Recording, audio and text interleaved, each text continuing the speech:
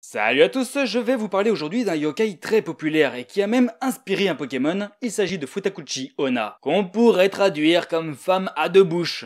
Et ça fait pas 10 secondes que la vidéo a commencé et je vous entends déjà vous marrer. Bref, laissez-moi vous raconter ce que sont les Futakuchi Onna. Les familles qui remarquent que leur stock de nourriture diminue à un rythme alarmant, alors que les femmes dans leur maison mangent à peine une bouchée, peuvent être victimes d'un Futakuchi Onna. Il s'agit de femmes d'apparence ordinaire à première vue, mais à l'arrière de leur crâne, enfouie sous de longs cheveux épais, se trouve une deuxième bouche, pleine de dents et avec de grosses lèvres grasses. Cette deuxième bouche est vorace et utilise ses longues mèches de cheveux comme des tentacules pour se gaver de tous les aliments qu'elle peut trouver.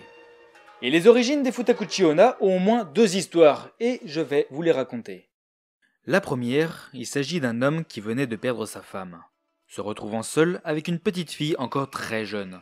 Plus tard, il se remariera avec une femme qui, elle aussi, avait une fille. Mais cette femme n'était pas la belle-mère idéale et n'appréciait pas sa belle-fille, au point de complètement la négliger. Elle ne voulait pas la nourrir. Non pas parce qu'il manquait de nourriture, non, pas du tout. Vu qu'elle préparait de bons petits plats à sa fille biologique et que celle-ci ne manquait de rien. Non, là c'était par pure avarice et méchanceté. La petite fille pouvait passer des jours sans rien manger. Et tout ça dans le dos de son père, qui lui était plus souvent au travail qu'à la maison, et ne se doutait de rien. Puis arriva ce qui devait arriver, la jeune enfant succomba à la famine. 49 jours plus tard, alors que le mari coupait du bois, la lame de sa hache vint se loger dans l'arrière du crâne de sa femme. Champion! La femme survécut, mais bizarrement, la tête ne guérissait pas. Au contraire, elle fut prise de très forts maux de tête et ses plaies commencèrent à former des lèvres, des dents et une langue.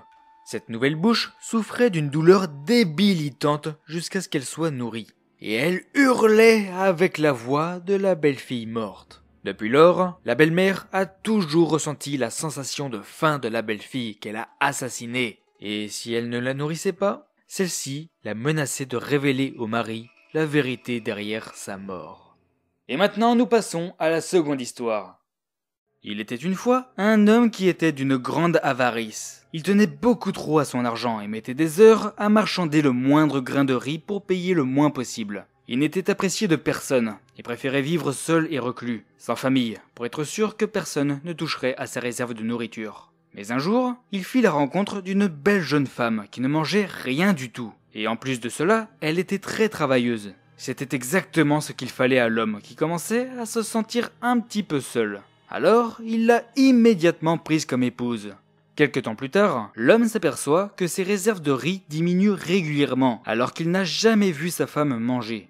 Un jour, l'avare a fait semblant de partir travailler. En vérité, il est resté pour espionner sa nouvelle femme.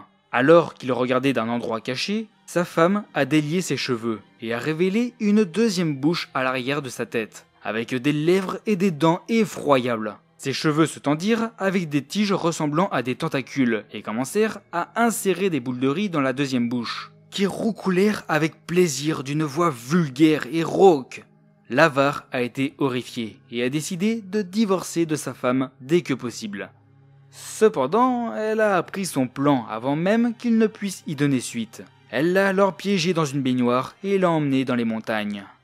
L'avare a réussi à s'échapper. Il se cacha alors dans un marais aux lys très parfumés, là où le Futakuchi Onna ne pouvait pas le trouver.